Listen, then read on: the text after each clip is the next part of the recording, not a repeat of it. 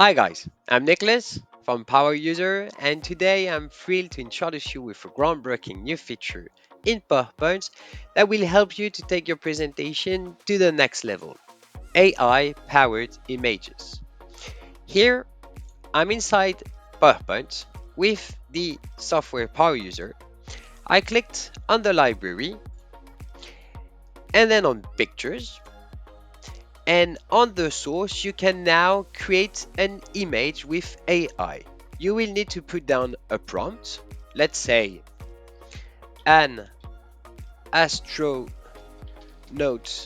on the moon, cliche, and I will choose the different parameters that I'm interested by. I want something in widescreen that looks like a photo with a cinematic atmosphere, and just press enter.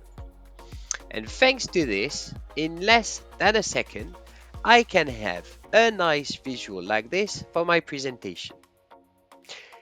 Other example, and here, with the same prompt, I was able to generate four different pictures. One in dark, the other one pixel art, the third one a painting, and the last one something vector.